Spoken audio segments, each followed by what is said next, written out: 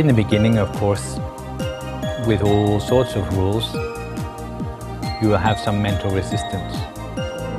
Sometimes, this prana is given to young monks and novices as chewing refreshment. Serenity or peace inside to come out to your personality. Correct. So when we go through the basic program of instruction as a beginner, and we slowly progress, and that will help us.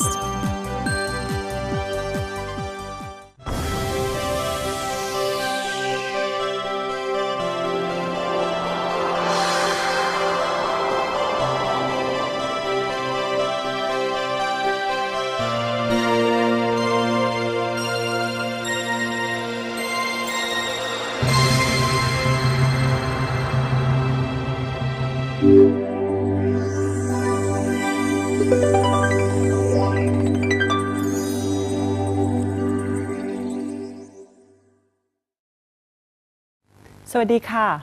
Welcome to Meditation for All program. My name is Joy Wanichagun and I will be with you through the program today. Today we continue on the fourth and the fifth precept, which are not telling a lie or not taking alcohol and drugs. Panicharasthanisaro, we explain the components of each precept. And then we know how to observe our precept and how to prevent ourselves from breaking this precept. Lastly, he will share with us the monastic rules of monks and novices.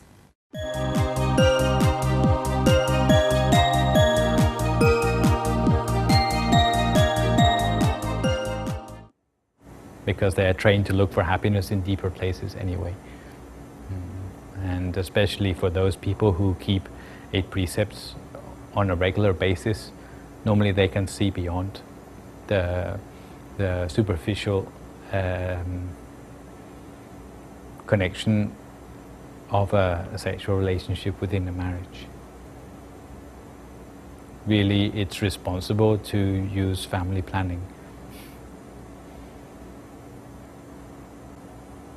The main problem is unfaithfulness and lack of responsibility. These are the things which this third precept are trying to overcome.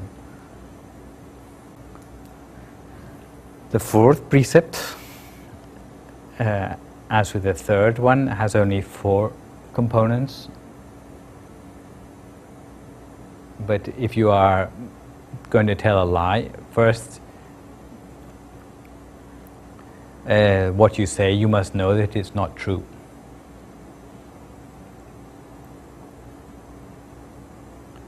And secondly, you need to have the intention to mislead the listener, also to misunderstand that something which is not true is true, or something which is true is not true.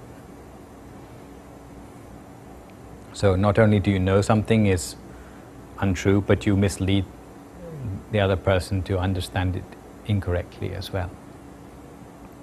So for example, if you said something which at the time you believed was true, but later you found out it wasn't true, then that's not a lie. But it's when you know it's not true for certain and you still insist on misrepresenting it for someone else. Then you need to make the effort to misrepresent the truth. And this might not necessarily be by saying something, but it may be by writing a note, sending an email, even giving a gesture to mislead a person, like shaking your head or waving your hand or whatever.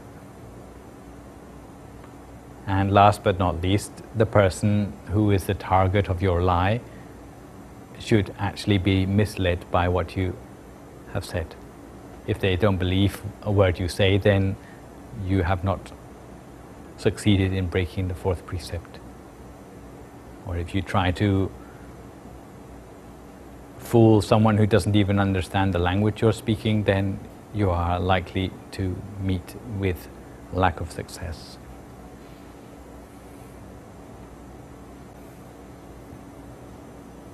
And the last one of this series is that to do with the fifth precept, or the precept of drinking alcohol or taking things which cause recklessness. And the first thing is that the liquid should be alcohol. Secondly, you must know it's alcohol and not something else. So if a person drank alcohol by mistake, according to this definition, then it wouldn't break the precept. But I put a star on it because for 8 precepts, even if you don't know it's alcohol but you drink it anyway, you still break the precept, the 5th precept, if it's part of the 8 precepts. Thirdly, you must have the intention to drink it. Fourthly, you make the effort to drink it by putting the glass in your mouth, whatever. And fifthly, it goes down your throat.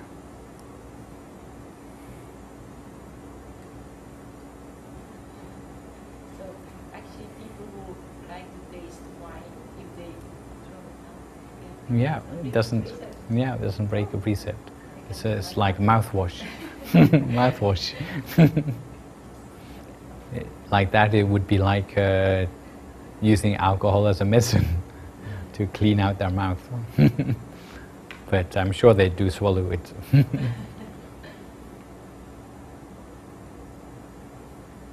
In fact, for the 8 precepts, they have similar principles too. But I think you can probably conclude for yourself where the measure of a precept lies now. For example, not eating after midday, it must be solid food, and it must really be after midday and before dawn of the next day, and it must go down your throat, and you must have the intention to make the effort. So it's the same principles which we find always for the precepts: intention, effort. Normally, if you break precepts as a lay person, then you can go to a monk and ask to be given the 5 precepts again, so that you can renew your intention. The precepts are known as rules of training. They're not said to be commandments, so the idea is not that you go around feeling guilty about having broken precepts, but rather that you renew your effort to keep the precepts better next time round. If you don't have a monk available, you can renew the intention to yourself and say Namo Tassa to take the 3 refuges and repeat 5 precepts to yourself, to make a new contract with yourself to keep the 5 precepts. In the beginning, of course, with all sorts of rules, you will have some mental resistance. It's like you have to fight against something within yourself to succeed in keeping the precepts. If I remember back to the time maybe 20 years ago when I first started to keep 5 precepts, I found it was very hard to stop myself, let's say, exaggerating when talking about things. It's always a temptation to say something is much bigger or more important than it really is. And I had to catch myself. I have to make the effort constantly to say things according to how it really was, for example. So in the beginning there's a conflict between what your habits are and what the precepts are trying to guide you to do. So in this beginning, it's not really self-discipline. It's more like imposed discipline. It's in a discipline which you're imposing on yourself. But later, as you practice more, it becomes second nature to behave according to the guidelines of the precepts. And once it becomes second nature, it's at that time you can say it really becomes self-discipline, because you don't need someone to look out for you anymore for the precepts to succeed. And it's really this internalized quality of conscience which we are aiming for. It's not the precepts per se. It's an inner quality which we're trying to develop, but we develop it through the behaviors which we perform. For monks, it's a little bit different. The approach which monks have to discipline, because not all the precepts have the same weight. There are three basic categories of rules which monks follow. The most serious of the rules are rules which, if the monk is guilty of them even only once, then he will be thrown out of the monkhood. Things like murder, or stealing, or having sexual relations, or boasting about mental attainments which he has not attained. If a monk is guilty of this, whether anyone knows it or not, he already will no longer be a monk.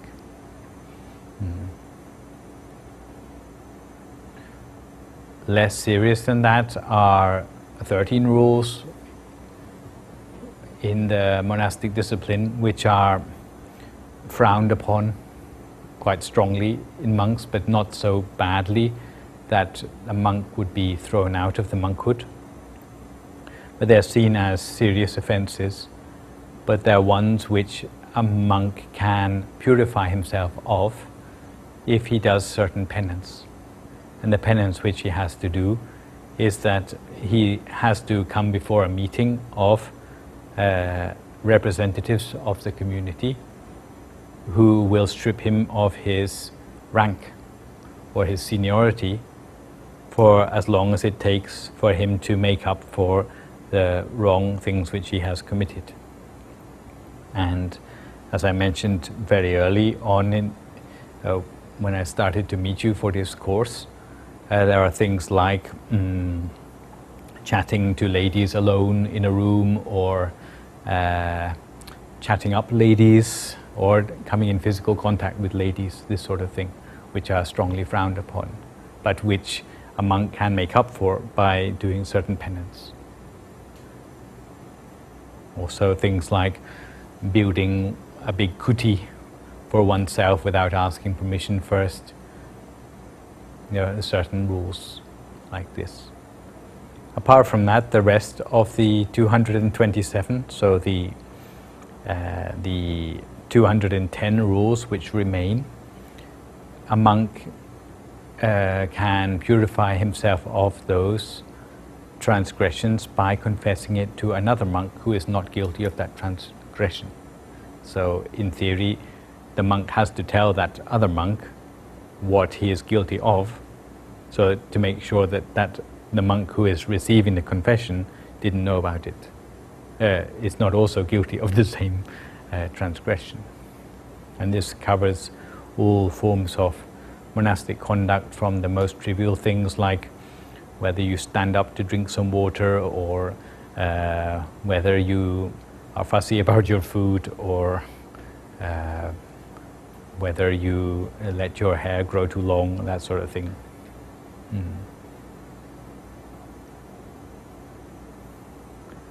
But keeping the self-discipline is not the only discipline which monks have. As I said, discipline is something which is fairly external, and it's a good starting point for training your mind. But what we're really aiming for is something deeper than that, and to use discipline to the full extent. Even lay people can learn from the example of monks, because the training doesn't end with 227 rules, it's just the start. And really what we are aiming for in training ourselves according to 227 rules is to gain a higher quality of mind. Some things others can reproach you for if you do it wrong, it's obvious to others. But if you go deeper than that to the way you use your senses, if you are still attached to sensual pleasures, liking to taste tasty foods, liking to see beautiful images, liking to listen to beautiful music, these sort of things, they may not be visible to others, that they could help you or to criticize you if you did something wrong. So you have to be the judge of it yourself. So training yourself in restraint of the senses, not to be attached to things via your senses. This is a deeper training which is built on the foundation of keeping the precepts. Further than that, the monks have to be careful about the way in which they earn their livelihood. You may have heard about samma ajiva, or right livelihood for lay people, to avoid things like selling weapons and selling animals to the abattoir, selling people, selling alcohol, selling poisons. Monks never do any of these things anyway, but there are many things which monks shouldn't do, which sometimes do. Really the way in which a monk should earn their livelihood is by going around with the alms bowl, not by taking jobs on the side or fortune telling or giving predictions for the lottery or being a doctor. These are not the duty of a monk. So by being careful about the way in which you support yourself, so that you are staying clearly within the guidelines set down for a monk.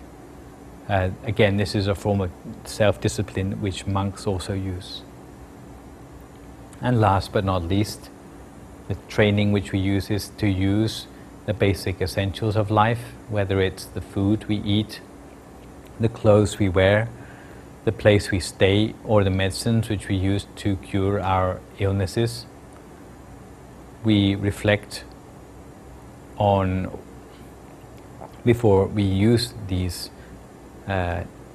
requisites, to make sure that we don't use them in a wasteful way, and we use them in a way which brings the full benefit.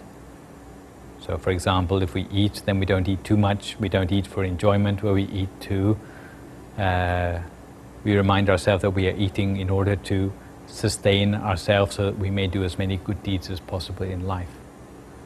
For our clothes, of course, we wouldn't wear monastic robes to look beautiful, but we remind ourselves that they are only there for a practical purpose, to keep off the sun or keep out the cold, keep away the mosquitoes, to protect us in other ways. So these are additional trainings which monks use, also within the definition of self-discipline.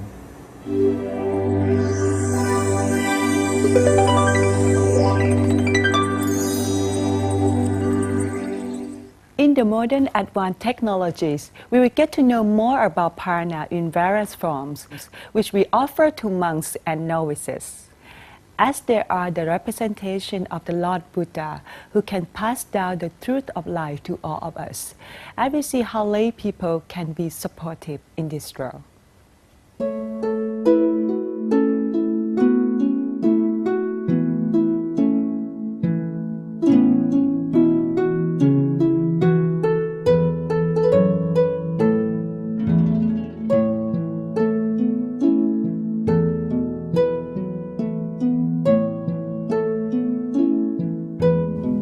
Pana is widely known as liquid refreshment, but in some cases, it can also be applied to chewing substances, such as candy, chocolate, cheese, as a result of modern advances in technology used to make candy and chocolate. In the past, the eating of chunk cheese as afternoon pana was also discovered.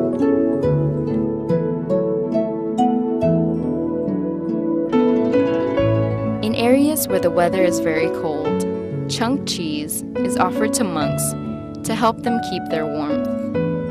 Sometimes, this pana is given to young monks and novices as chewing refreshment, considering that it brings no harm to their health, as otherwise might be the case for the elderly.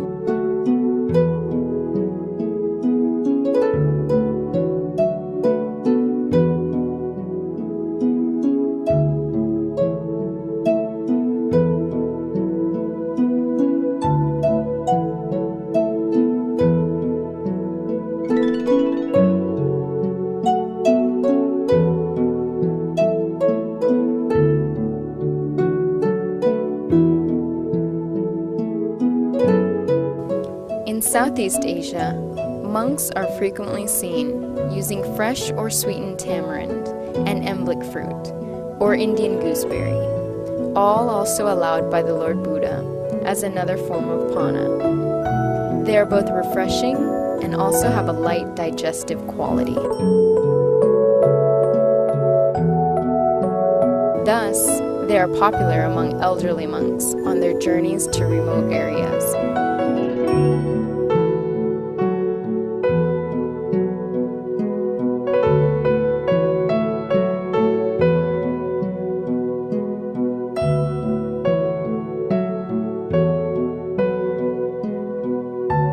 Monks and novices are considered the strength of Buddhism, as they are the ones who pass down the true teaching of peace and happiness to all.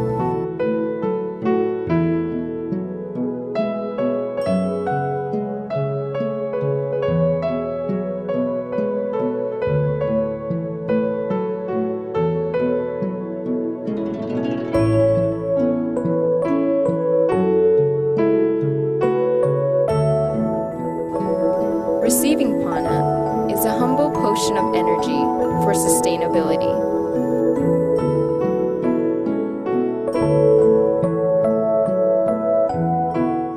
Lay people also play a supporting role in taking the responsibility of offering pana to the monks.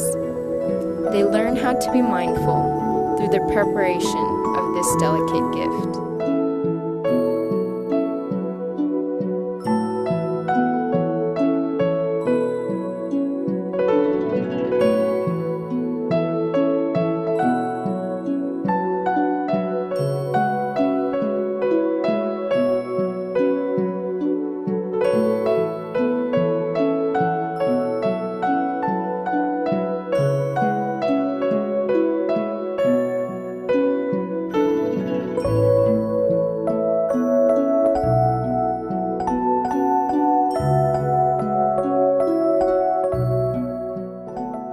The merit gained by performing this deed is immense, because during the night, monks must do their prayers and study the Pali language for a clear understanding of Buddha's teachings, in order to preserve and pass it down to us.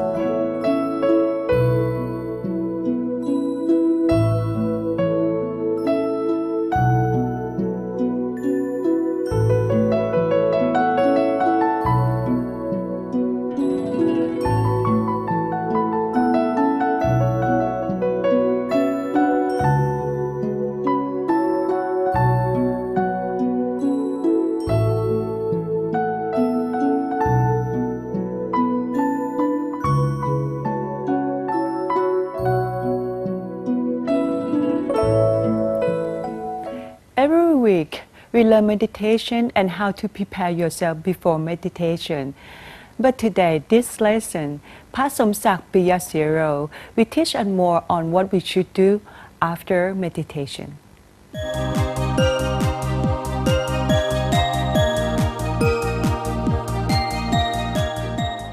This is meditation for all. Welcome back to the class.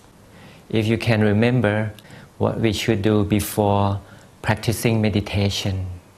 But this time, I would like to introduce some techniques of what we should do right after meditation. Because the feelings after meditation are also very, very important to your life. Right after meditation, I would like to say we should not move right away, but we should let the feeling of being with the inner peace inside to remain for a few more moments. We should not do some active activities right away. Let peace prevail in the moment of life for some time. It is important about the absorption of the feelings. The absorption of the feelings mainly will be through the ears and the eyes. For example, if you watch movies through the eyes, or listen to the music through the ears, the feelings will get absorbed into the mind, and this will obstruct the feeling of peacefulness to blossom in the heart of your mind. So before and after meditation, we have to be careful not to be so aggressive. Aggressive manner or aggression will block serenity or peace inside to come out to your personality.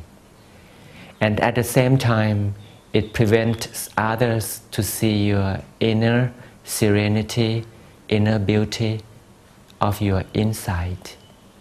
So before and after meditation, we should remain focused very well in the center of the body. By now, we should be ready for meditation.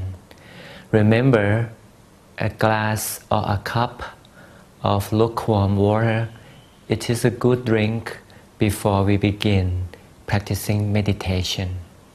And if you are ready for meditation, let's start it now. If you are ready, slowly close the eyes. Gently let the eyelids just about to be closed. Let the softness around the eyes radiate to all other parts of the body. Relax every part of the body. Relax them all so well, from the head down to the heels.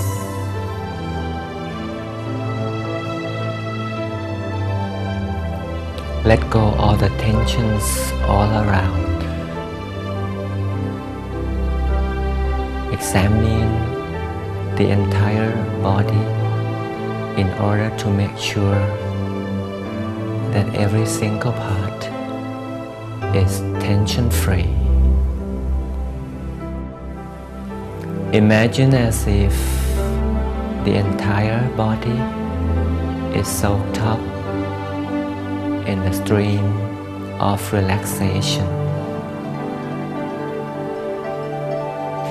Relax again and again, all over.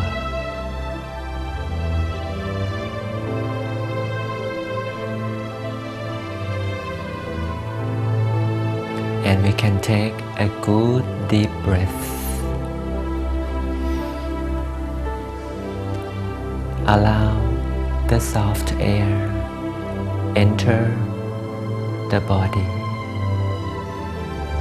deep down to the turning point, as we have known so well.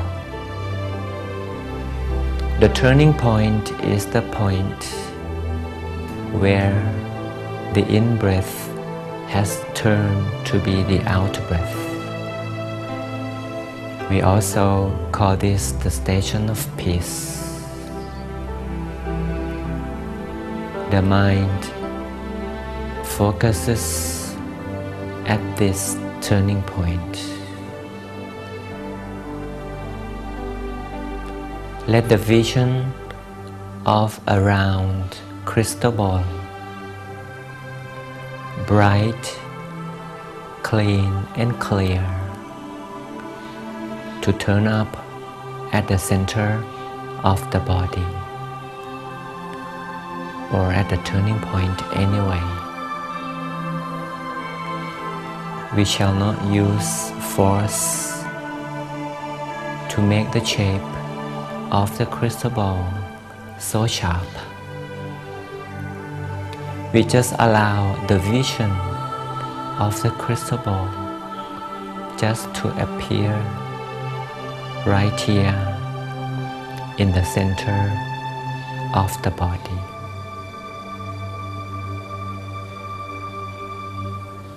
Allow the vision to take place softly.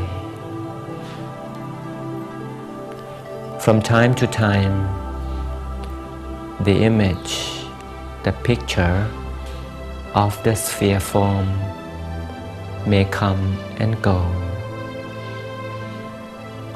If we don't mind if they go, we just stay calm, peaceful right here.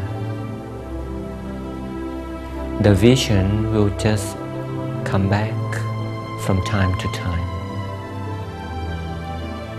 So we shall not apply any force of any kind at any extent. Remain quiet, peaceful over here.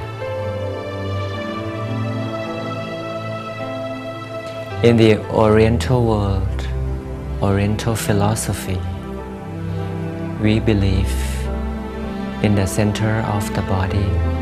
This is the origin of life.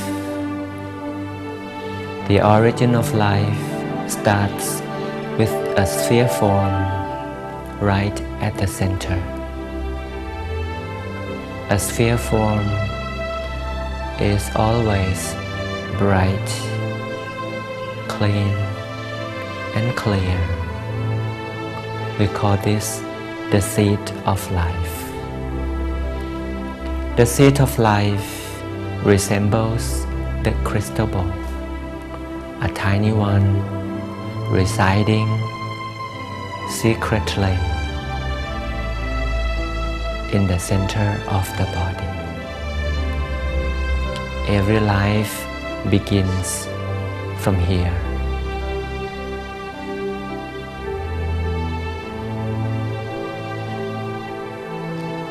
Also, in the Oriental philosophy, the real self exists inside. The real self is not a theory. It is not a feeling. It is not a dream. But by means of meditation, anyone, including you yourself, is able to discover, to find your real self over here. Without meditation, nobody could discover his or her real self. Thanks to the meditation of the Oriental practice, we can learn, we can practice, we can begin to get in touch with our real self inside. Make sure relaxation prevails in our feeling all the time. Relax always. Stay right in the center at this station of peace, always. And if we want to share peace inside to the world, it is possible, as easy as a click. We can expand, enlarge the tiny crystal ball inside in all directions. A small sphere of crystal ball can become a bigger sphere, expanding softly but powerful, expanding bigger and bigger until it can wrap up the whole body of ours. In case we want to share inner peace to the world, let's expand this sphere limitlessly. Expand it out, away, far and endless to share peace to the world. Remember at the beginning of this session, after meditation, it is recommended that we remain quiet and peaceful over the center. Keep yourself wrapped up inside for a few moments. Don't stand up right away. Don't walk out right away. Remain appreciating the inner peace we have created by ourselves by means of meditation. And if the time is about to be up, gently open up very softly. Open up softly. Enjoy the moment with your own insight for a while. Welcome to the world of benefits from meditation. Enjoy meditation with your own selves until we meet next time. Be a good practitioner of meditation. See you later. Goodbye.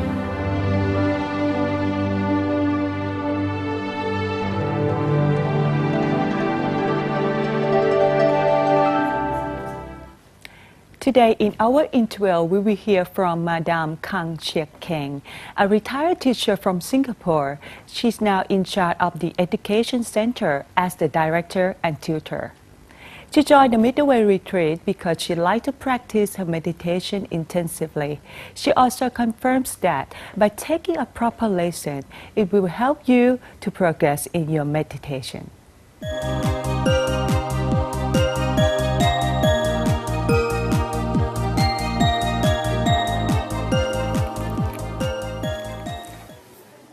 Swadika.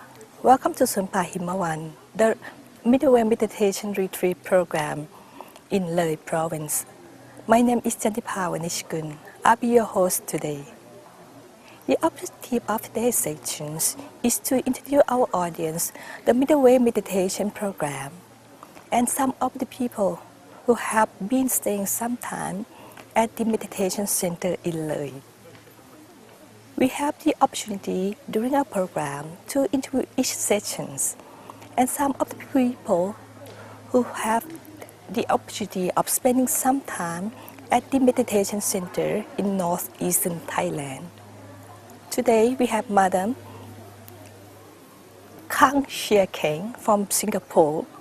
She would like to share with you her experience during her meditation retreat. Swadika. Swadika. Will you please introduce yourself and tell us a bit about your background? My name is Chiek Keng. I come from Singapore.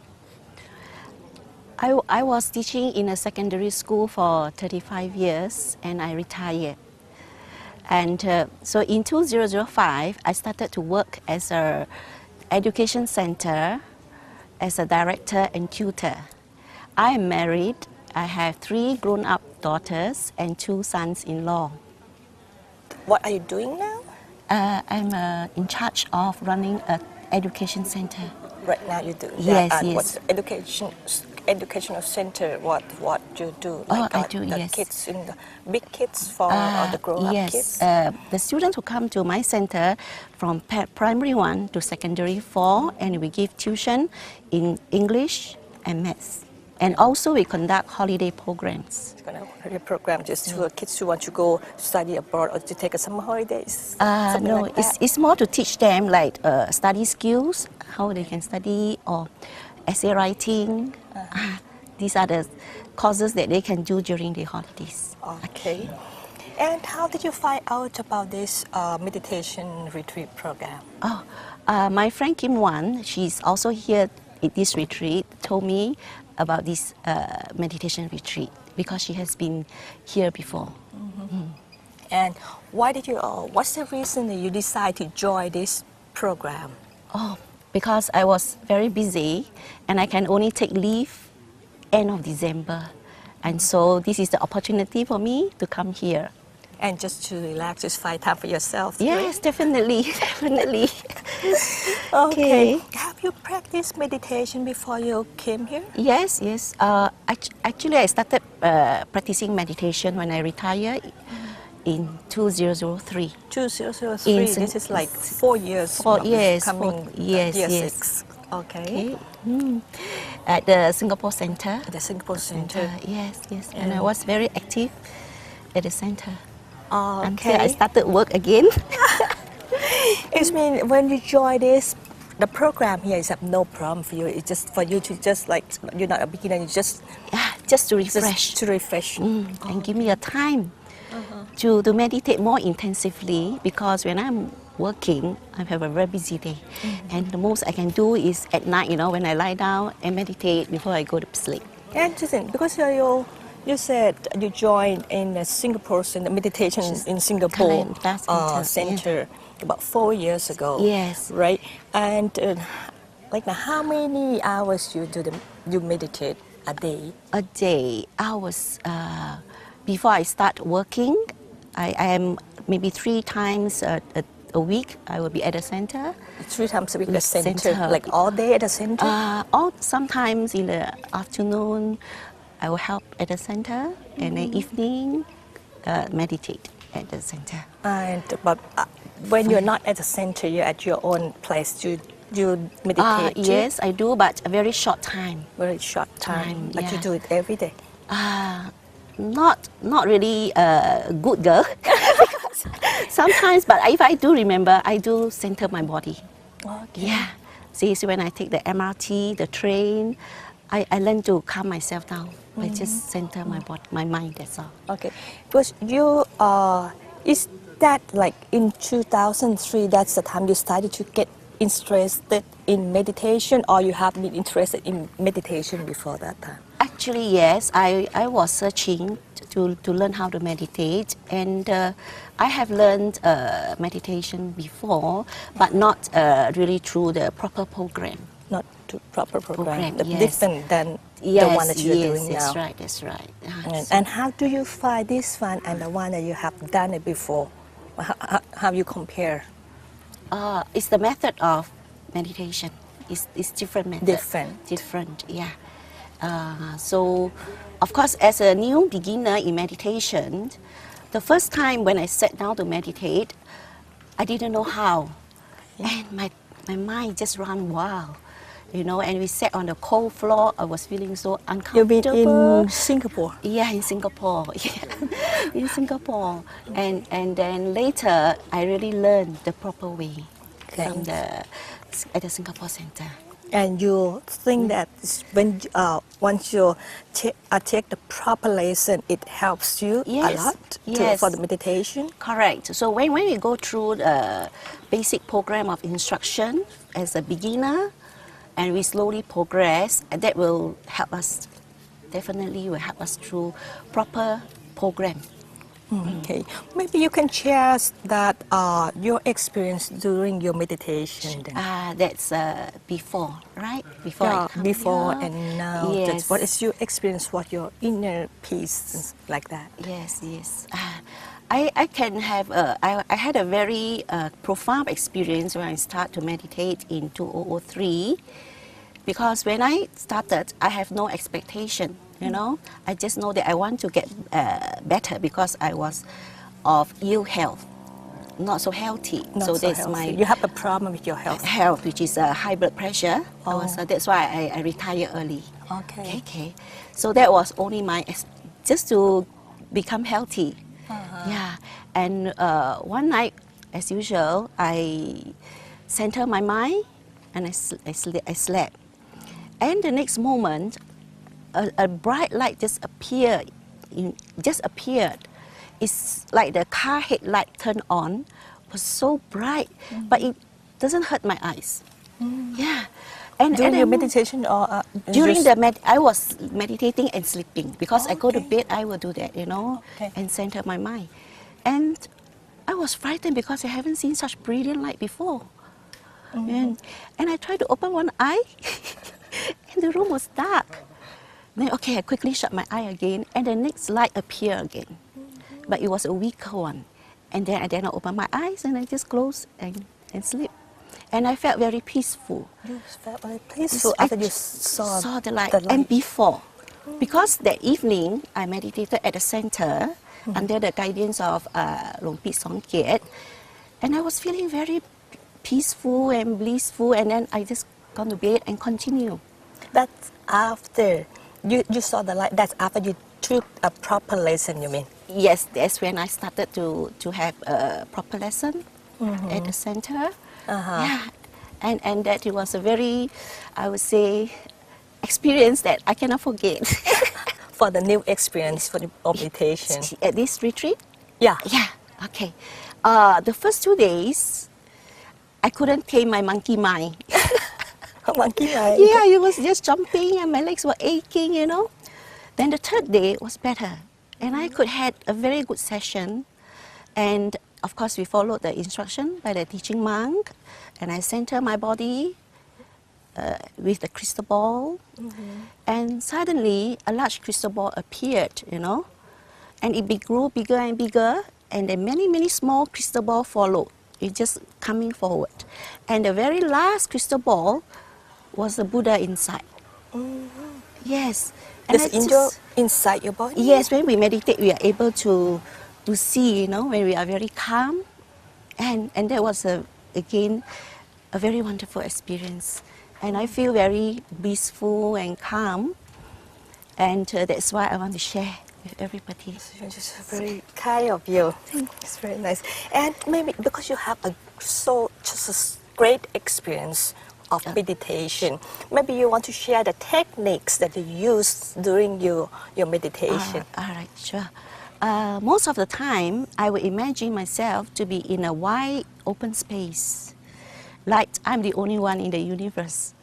Yes, and before I used just to put my mind at the center of my body, you know, at the 7 point there, and then I would just meditate.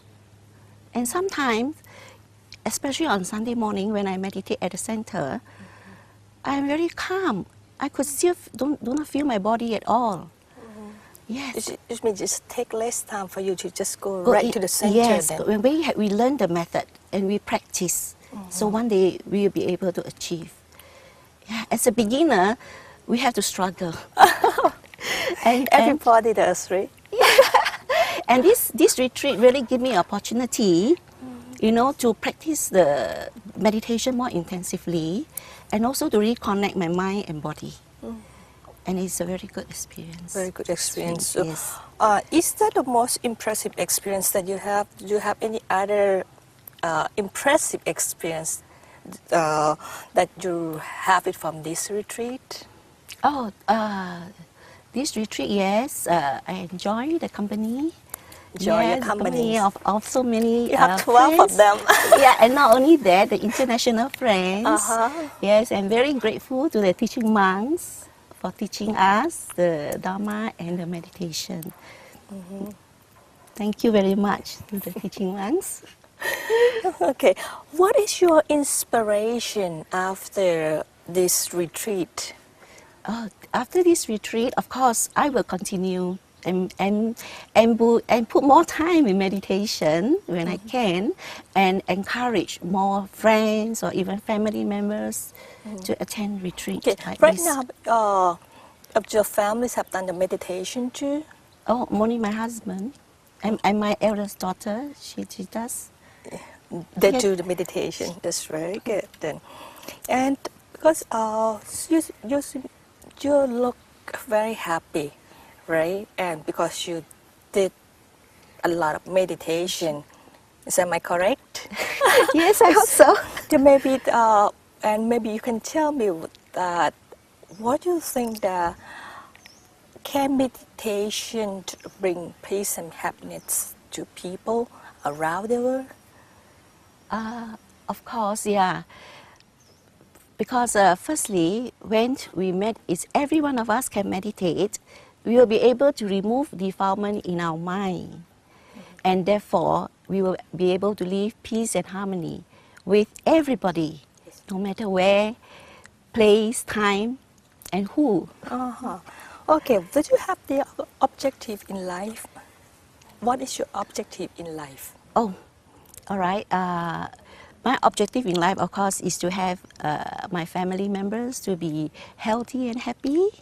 And of course, my passion is still in teaching. It's still in teaching children, students, and help them when they have problem in their studies. And as my job, I'm a center director of a center, and children who come for tuition, most of them are struggling in their studies or they have failed. Yeah, and what I learned is having patience, especially when I interview mothers who want to come and find out what I can do for their children.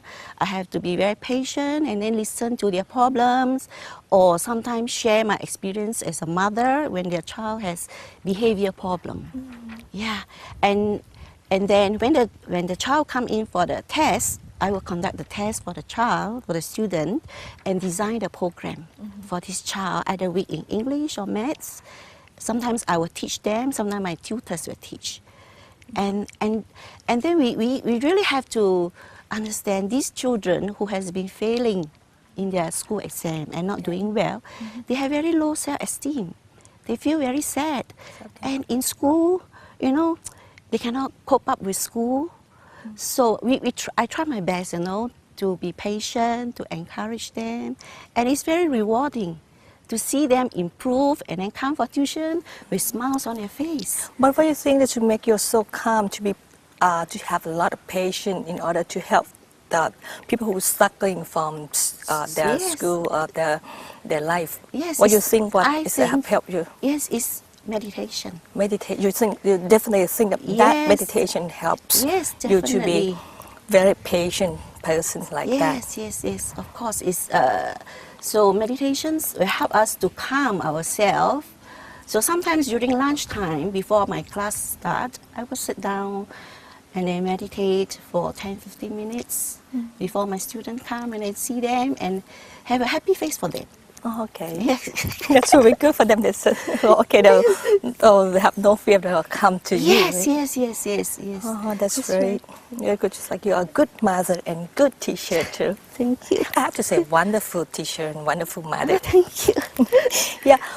Maybe you think that you want to, because you have you help a lot of people who have all this problem, right? Maybe you think that you want to introduce this kind of meditation to them.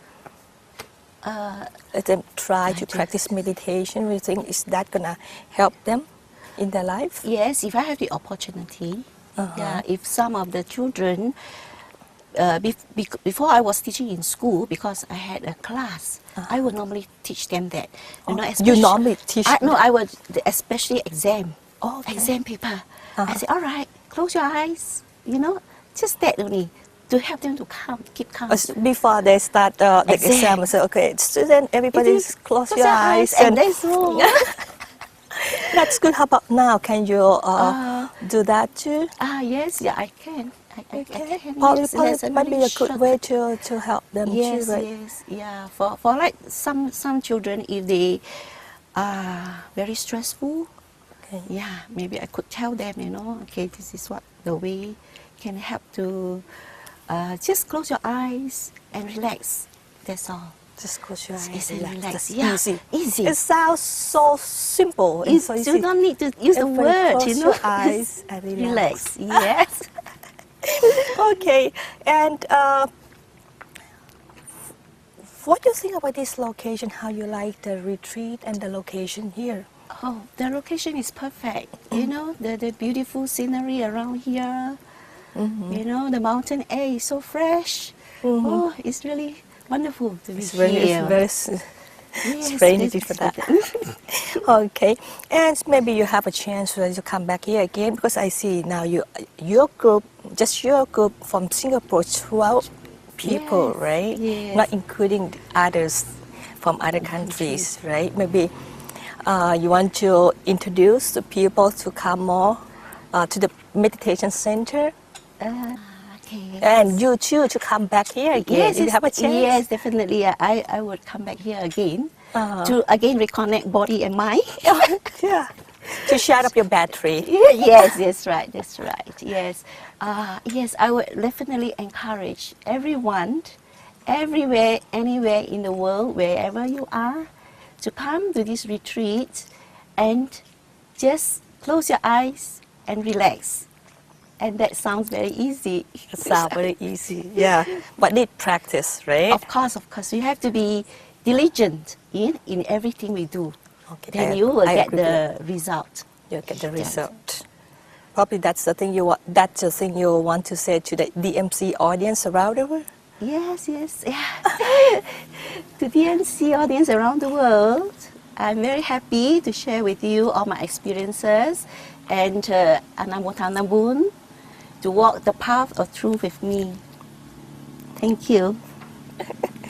Anumotana Buddha, right? Okay. Well, thank you very much for sharing your wonderful experience with us and others or people who heard that. Maybe just inspiration for them to want to start meditation. Doesn't matter to come here or to start meditation at their own place. Yes. Right. And thank you very much again. Hope to see you next time at the retreat. Thank you. No matter who you are and where you are from, meditation is a true path to the happiness and enlightenment. Thank you very much for joining us. See you next time. Sawadee ka.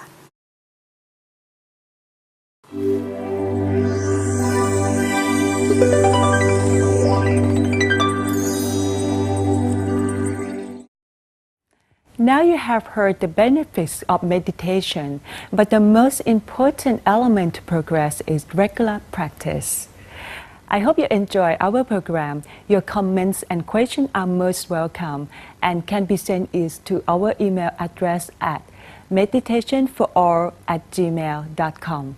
I have to say goodbye for now, wishing you have the wonderful meditation. สวัสดีค่ะ